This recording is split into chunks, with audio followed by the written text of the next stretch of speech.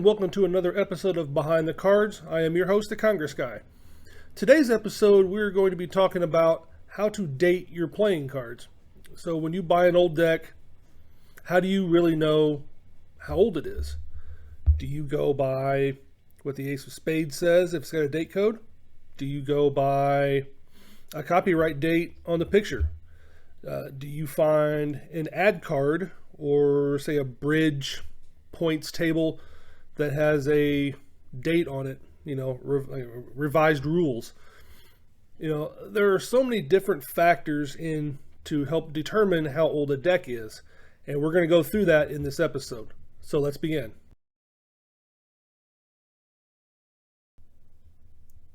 So the first thing we're going to look at is the date code list. Now, this is typically what you'll see on bicycle decks.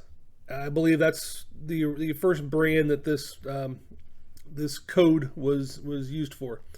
You can also find them on Congress decks and many others. So let's go ahead and look at the list. Okay, now the old list, before it was updated in 2022, it started with the letter code G for 1904. Now, the revision has it going back to 1898. And you can find these date codes. It's a letter followed by four numbers. As far as we know, the four numbers don't mean anything. It could be a machine that it was run on. It could be anything, really. So we don't use that. We only look at the letter. So when you look at it here, you got A through Z, and the old table did not include the letter Q. Now, that was only reserved for 1991 and 1992. This is updated to 1911 and 1912. That also goes along with the letter P. O is not used for obvious reasons. You don't want to get it confused with a zero. And there is no I, because obviously you can get it confused with the number 1. So you've got a few missing dates here with the letters. It kind of skips around somewhat, and we don't really know why. For instance, N was only used in 1910, and they didn't pick up again until 90 and 91, and then again in 2010 and 11. Whereas the letter code D was only used in 1901, wasn't used in the early 20s, but then picks up again in 1942 and goes all the way to 2002, 2003. And obviously that looks like that would be the date code used for decks produced this year, 2023.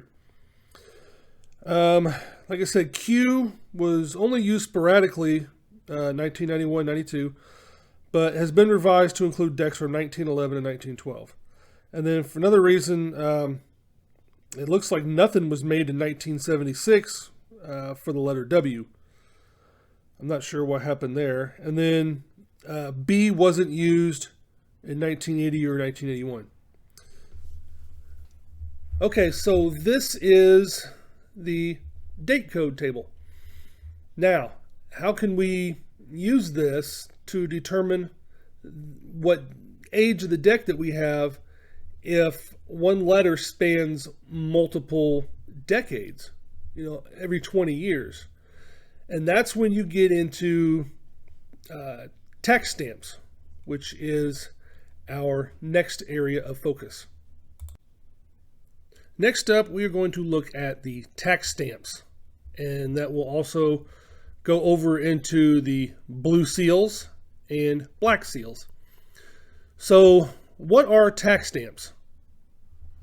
So tax stamps were a way to charge a tax to playing cards, beginning, at least for U.S. Playing Card Company and other ones, in 1894. It started out as 2 cents, and this first stamp here, which appears to be red, it was used between 1894 and 1896. You see in the middle there, playing cards. You have the top corners U.S. and IR, which is United States Internal Revenue, I believe. even though the IRS didn't really exist at that time. But I believe that's what it stands for. And then on each side of the 2, for the 2 cents in tax that would be paid to sell the cards, you have on hand, and then August 1894. Now, back then, between 1894 and 1896, 2 cents would cost you 70 cents today. So you had a 70 cents tax on playing cards. Around that time, and I always use Congress, it was 50 cents for a deck of cards. So that was $17.39 as of today. So that would be a $18.09 deck of cards. Bicycle cards around that time were 25 cents. So half of what a Congress deck was. Now you move on, and the next stamp, now it changes to blue. And that was the color that remained all the way up until the abolishment of the tax on playing cards. This one was in use from 1894 up until 1917. It says playing cards in the middle. Everything looks exactly the same. US and IR in the corners. Except now it says act of August 1894. Still 2 cents. And that time, up to 1917, now it's up to 47 cents. Or I should say down to 47 cents. So the tax actually was lowered based on the economy, of course. And this is the stamp that you normally will see on these older decks. So we'll move on to the next one. And this one is very similar to the other one. These are used from 1917 to 1919, except now there is a cancellation where it says 7 cents. So they actually raised the price of the tax up 5 cents to 7 cents. And that was the act of 1917. So now, in 1917, the tax went up from 47 cents in today's money to $1.21. So that is a huge jump. Of course, 1917, we entered World War I, and that is most likely the cause of the sharp rise in taxes on playing cards. In 1919, it's still 7 cents, and it was $1.64 in today's money. So it went up another 43 cents. Okay, so the next one we'll look at is this one called Class A. Not exactly sure why they call it Class A. Now you can see it says U.S. INTREV for U.S. Internal Revenue. You got playing cards around each side of a circle there with the 4 suits in the middle. And Class A on the bottom. This was used, this elongated one was used between 1918 and 1919. 7 cents still the tax, which is $1.21 now in 1918. So obviously it was $1.64 in 1919 based on the previous stamp. Now we move on, and now we're looking at another one here. And this is also a Class A, but now it's just a little square. It's the same size as the original stamps. Now this one was used between 1919 and 1924. And now the tax has gone up to 8 cents in 1919. So that's $1.38 tax. And by the time that it ended in 1924, that 8 cents goes from $1.38 to $1.40. So it only goes up 2 cents based on the economy. Not terrible.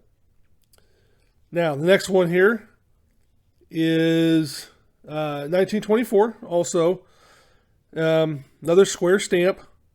Now we have a 10-cent stamp. You'll see these on a lot of sealed bridge decks. Bridge was very popular. It really hit its stride early there, 1923, 1924, when this stamp came out. Now, the tax is 10 cents, which today is $1.75. And that price remained the same all the way through those 5 years. The next stamp is also 10 cents, but now it's elongated. It's more landscape oriented. And it's still 10 cents. And this one was used between 1929 and 1940. It is still, in today's money, $1.75. And I mean, this is Depression era, so whatever the price was, it looks like it largely remained the same, obviously up until around World War II. In 1940, you have the final version of tax stamps, and you have elongated ones and you have square ones. You have both sizes here, and that's called one pack. I did see somewhere where they said the tax was 13 cents around this time.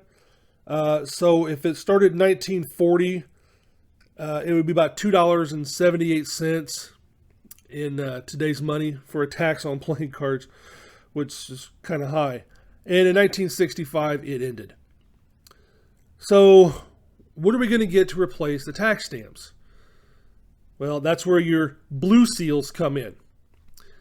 Now, the blue seals, they're just a seal sticker, basically. And in 1965 to around 1974, you have the perforated stamp. This is most famously seen on your Jerry's Nugget, the iconic deck from 1970. And this was used up until about 1974. After that, you have this type here. It's exactly the same, except now it's smooth all the way around. This is from 1975 until probably the early 80s, somewhere around there, very early 80s. Still, it's exactly the same as the original blue seal. And then you get into this one. And this is, I guess you can call them the smooth seals, from 1975 all the way up until the blue seals ended in around 2008, when the U.S. Playing Card Company moved from Norwood, Cincinnati, Ohio, to Erlanger, Kentucky. And in 2009, you have your black seal, which designates that it was made in Erlanger factory. Now, there is some crossover, if you will, on 2009 decks that might have some blue seals. And I think they were just leftovers from Norwood. They got shipped out of Kentucky. You find things like that, and I think those can be coveted by some vintage collectors out there. So yeah, so that does it for the tax stamps all the way through your blue seals. Now this is another way when you combine it with the date code to help you figure out how old your deck is. And that will lead us into the next topic. Okay, so we will go ahead and now look at the Ace of Spades. Now, this is the card that carries the date code. Some older Congress decks, you might see one pop up on the Joker somewhere, the matching Jokers, and that's a completely different thing. So you're going to look for a true date code of the letter and 4 numbers. And we will start by looking at this deck here. Now, this is the Butterfly, and this one's going to be an easy one. We know it's an Art Deco type deck, and we know those were popular through the 20s and early 30s. So we'll go ahead and look at the date code here, J1604. Now, J was used, when you look back at your table, 1906, 1927, 47, 67, 87, and 2007. Now, you can eliminate more than half of those right off the bat because we know it's not a modern deck. So it's a bridge deck which became popular in wide use after Whist. So it started around 1923 and continued on for the next 100 years. So we know that the earliest it can be is 1927. Now, the next one that it could possibly be is 1947. But we know Art Deco didn't last that long, so the only one it could be is 1927. Now, I have a sealed deck of this one also, so this is one of the very few I have two of. And we'll look at it here because this contains the 10-cent tax stamp. It's the square one, and we know that was used from 1924 to 1929. And this has a cancellation of 1926. So that tells us that the J date code for 1927 is the correct one. Okay, so the next deck we're going to look at is a little more modern, if you will, compared to what I normally talk about. So we'll get into this vintage casino deck from the Four Queens Casino in Las Vegas. Okay, so let's go ahead and look at the box here. It is obviously got the big hole in the middle here, so it is a canceled deck. So you can't use it in casino anymore. Now you've got the, it's not perforated, but you got a blue seal there. United States Playing Card Company. And we know that this one was in use from around 1974, 1975, up until probably the 80s, somewhere around there. So we'll go ahead and look at it here. So you have the the Four Queens on each side, so it's a mirrored image, so it's the same way. It's never upside down. And we'll go ahead and look at the Ace of Spades here, and you've got a date code of U5937. So the Four Queens opened in 1966. So that would put it in the era when it first opened. It's after the tax stamp era, so that would have a perforated seal when it was first opened, but this one doesn't. This one has the next generation, or say the Blue Seal V2, if you will. And that started, like I said, around 1974, 1975, up until probably the early 80s. So when you look at your list here, U was made in 1915, 1935, 1955, 1975, 1995, and 2015. So when you take into effect the letter and the seal and the date that the casino opened, this will put it at 1975, which I think is a very good year because that's the year I was born. So that's how you would date this deck. Okay, so let's look at another casino deck. Okay, now this one is from Harold's Club in Reno, Nevada. Okay, this is a Consolidated Doherty B deck, B92. And it's a little bit difficult to see on the Ace of Spades here. And I'll try to, hopefully this is blown up enough for you. The date code is F3318. So we go back to your table and let's look up F. And F is 1903, 1924, 1944, 1964, 1984, and 2004. Okay, so that covers F. Now, let's look at Harold's Club itself. Harold's Club was opened from 1935 and was demolished in 1999. So right there, you can throw out anything from the 20s or the 2000s. Now, the box itself. Here's the tax stamp, one pack. We know that's 1940 to 1965. So that narrows it down between 1944 or 1964.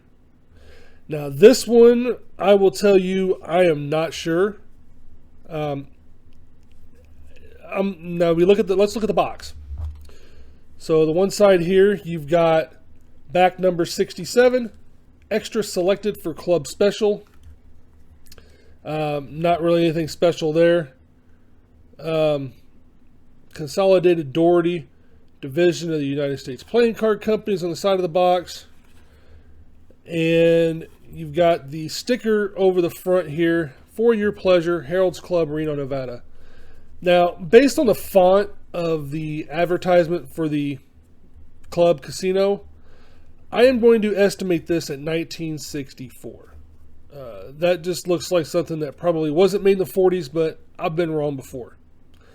So it's a toss-up. And this one would take a little more digging into with somebody that is more familiar with B-Dex, Consolidated Doherty of that era. Okay, so let's go ahead and look at another deck here. This is a Congress deck from the early 1900s called Peaceful Vale. Okay, so looking at this one here, we'll look at the US 6E Ace of Spades. And you can see it says copyrighted 1899. And the date code E85. Now this is early on in the process, so you try not to look at the letter and four numbers, but we'll go ahead and we'll check the date code. So E would be 1902, 1923, on and on up. So when we're looking at the ace here, this ace was used from around 1901 to 1904. And I think that's based on the Hockman also. So that will tell you that this deck was actually made in 1902. So they obviously made these decks for more than 1 year. And that's how we can tell what that one is. I mean, it's pretty easy. The box even says 1899. And if you look close enough, also at a partial tax stamp that remains, the cancellation date 02, 1902. And that's how we date this deck. Okay, so the next deck we're going to look at, and these are two versions. So this deck here is called Good Night. Okay, so we have what appears to be like a cream colored border on one and like a black border on the other. So let's go ahead and look at the black border first. Okay, so let's look at the box. And we can go ahead and see here, you got the copyright date there. And that will tell us a little bit of information. And now we will go to the Ace of Spades. Okay, so this deck is a little different. All the cards except for court cards have fortunes written on them. And so we'll kind of look through that. And you look down here, copyright 1900, United States Playing Card Company. So this deck is usually listed, at least in sample cards, as 1899. And that's what the copyright on the box says. But the ace is copyrighted 1900, so that makes it a little tricky. Not to mention that this ace, the US 6C, was used from around 1897 to 1901. So again, makes it a little tough. There are no other identifying features on that. So let's go to the Joker. So this is a matching Joker, and it's a black and white image. Apparently, this is owned by Mrs. H. Frapwell. I have not determined who that person is or was. So at the very bottom there, you got a letter, C6. So let's go to our handy dandy date code. And we'll look at C, 1900. So this is one instance where the Joker has a code that lines up with the date on the ace. Now the box is different. Now it could be this is a different box. I mean, they could have swapped out boxes and pasted a card on years ago. or the image was copyrighted 1899, but this version is 1900. So let's move on to the other one here, the cream colored border. And this one is a little bit different, if you will. So you've got no copyright on the front of the box here. And yeah, it's in kind of rough shape. The tax stamp is, well, you can kind of see a partial one there, but there's nothing, there's no identifying. So now we've got no tax stamp as a reference. So now let's go to the ace of spades. Okay, so we've got the fancy like old English writing here. Let's look at the date code, if you will. 9-6-373 tells us nothing. All right, what do we do now? Okay, so we know from our Hockman and, countless hours and multiple decks and the Hockman Encyclopedia, of course, to know that this US 6F Ace of Spades was made between 1905 and 1908. Okay, but oh, look at this. We have an extra card in here. Table of Points, Bridge. So let's look around here. So copyright 1904, U.S. Playing Card Company. But wait a minute, they didn't make this ace in 1904. That can't be right, can it? There's got to be more identifying numbers or something to help us, right? Let's flip it over. Table of Points of the game of 500. Okay, so let's look down here at the bottom. Copyright 1899, 1904, 1905, 1906. Hey, there we go, 1906. So the oldest this deck could be is 1906. It could be 07 or 08, but for this instance, we are going to go with 1906. And see, now we're getting into extra cards.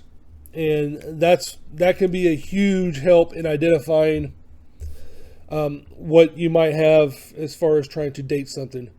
Just because the copyright says it's one thing doesn't mean that that's what year it was printed in. And that's why you have to use all of that information. Okay, so for our next deck, another Congress deck, of course. This one here doesn't have a name. We'll just call it totem or totem poles. So you got 3 totem poles here. You've got a bird on top, kind of looking out across the way there. There's some mountains in the background. Nice little design. So let's go ahead and look at the ace. Well, this is kind of weird. Doesn't even say Congress. Just a basic plain ace, U.S. Playing Card Company, Cincinnati, USA. Date code P1627. Okay, so let's go back and look at P. 1911, 1931, 1951, 1971, 1991, 2011.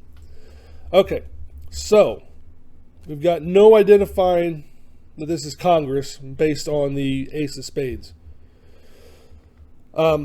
I can tell you from experience that this was very common in the 1930s. So it's going to be a 1931 deck. But let's go through it. Okay. So we can't really tell much about the ace of spades other than date code, the letter P. All right, so let's go look at the Joker. Okay. So you've got the kind of block lettering, and that's consistent with 1930s font, if you will, kind of based on what I've seen. This would be a first generation post 1930 Joker, basically. This is after the capital Jokers that most people are familiar with. And that's another, from experience, that's another way I can tell the date of this deck. So there is an extra card with this deck, and this is where it really helps out. So let's look at it. We'll look at this side. Auction Bridge, Table of Points, revised 1926. Now we're getting somewhere. Okay, so if this was revised in 1926 and the date code is P, it can't be 1911, Can't be 1951, although it could be. It's 1931. That's based on, a date of 1926, revised rules that are very close to the date code on the Ace of Spades, and based on this, the newer, first generation Joker of the, post-capital Joker era that most people are familiar with from 1904 to 1929, 1930. So, a little tricky sometimes, but that's how we date that one. Okay, this next deck we're going to look at is this deck here. So this is from the Brooklyn Museum. So it's just a fancy a Ming vase or something, maybe a Chinese vase, some kind of vase or an urn. And it's kind of hard to tell. It's in a 2-pack. I believe it's Canasta. They're the exact same deck. Could be bridge, but usually in bridge there are differences in color, things like that. And if these are two very similar colors, I am red-green colorblind, so if they are actually two different colors, oops, sorry about that. Okay, so let's look at the Ace of Spades. Okay, so you got this funky-looking kind of block lettering or whatever it is. 606 Congress. This you typically see in the very late 40s to 50s. It may creep into the 60s somewhat, and there are variations that may even survive to the 70s. But typically you'll find it in the 1950s. But if you don't know that, let's go to the date code, and that's Y2607. So the Y code is 1918 all the way to 2018, so every 20 years, 1838, 58, 78, 98, 2018. Okay, so based on that type of font, that Y, this could possibly be 1958. So let's investigate further. Let's look at the Joker. Okay, so the Joker, you got that funky lettering. It's a little bit more updated. I mean, you got the the word Joker, in the corners there, vertically. That's something that the font looks a little more modern, if you will. So it's maybe a version 2, version 3, more modern Joker, I guess, compared to the one we saw in the previous identification. So that might tell us a little bit more. So we got an extra card here. So let's look at this side here. Win your point. So it's an ad about how to start playing bridge, and there's an address here. So P.O. Box 126, Cincinnati, 12, Ohio. What's that 12? Okay, that 12 is a postal zone. It basically came right before zip codes. And those ran from 1943 to 1963. There's our next clue. Postal zones and zip codes. So postal zones, like I said, 43 to 63, probably 62. Because in 1963, zip codes took over, which is the 5-digit that you put at the end of your address to where you're going to send it to, what city. And of course you got zip plus 4, which they don't use on playing cards, at least not that I've seen. So Cincinnati 12. So now we just narrowed this down between 1943 and 1963. Now let's go back to our table of date codes. Okay, so let's go back to Y.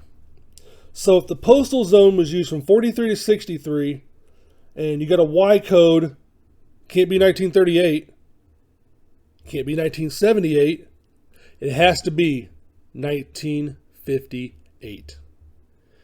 And that is another way we use whatever we can in these decks to identify how old it is.